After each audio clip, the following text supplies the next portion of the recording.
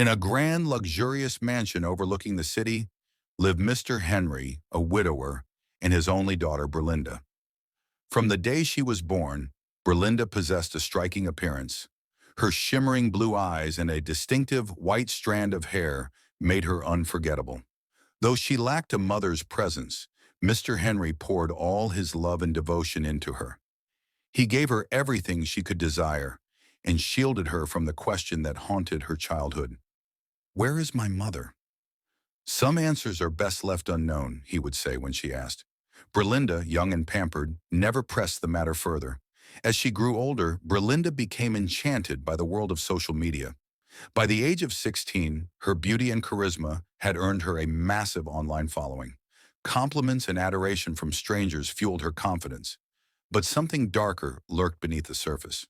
Her growing fame inflated her ego and eroded the humility her father had tried to instill. Mr. Henry began noticing troubling changes in his daughter. She no longer greeted their staff, dismissed others with a flick of her hand, and had grown cold to even him. One evening he called her into his study, a place where his wisdom had shaped her childhood. "Berlinda," he began, his voice steady but weary, "you are blessed with beauty and charm, but you must not let it blind you. Treat others with kindness and respect, for how you serve others is how you will one day be served." She rolled her eyes. "Dad, this is the 21st century. Respect is earned, not given." Mr. Henry sighed, the weight of her defiance heavy on his heart. One morning, running late for an influencer event, Berlinda stormed downstairs to find their driver washing the car. Irritated, she barked, "Can you hurry up? I don't have all day." When the driver hesitated, startled by her tone, she grabbed the hose from him and splashed water across his shirt. "Now move," she snapped. That night, Mr. Henry confronted her again. "Pride comes before a fall, Berlinda," he warned. "Life has a way of teaching lessons when we refuse to listen." Years flew by. Mr. Henry passed away, leaving the mansion and his wealth to his daughter. Now in her 40s, Berlinda lived a life of isolation. Her beauty, once her greatest asset, had faded, and the online world had long since moved on to younger faces.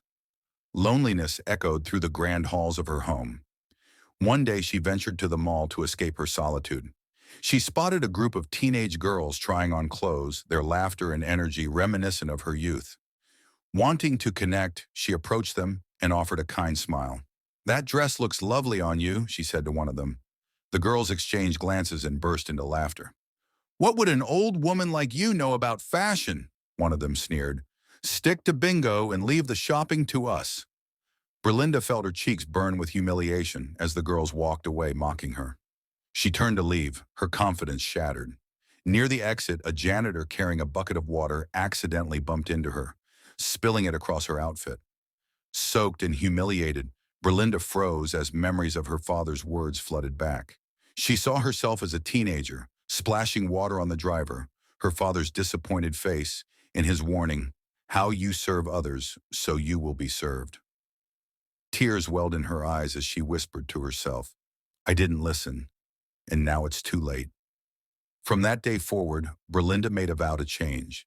She began volunteering at shelters, helping those in need, and treating everyone she met with respect and kindness. Slowly, the mansion that had once been a symbol of loneliness became a place of warmth and generosity. Though her father's words had come too late to spare her the pain of learning the hard way, they became her guiding principle. Whatever you want others to do for you, do it also to them. The way you serve others, so shall you be served.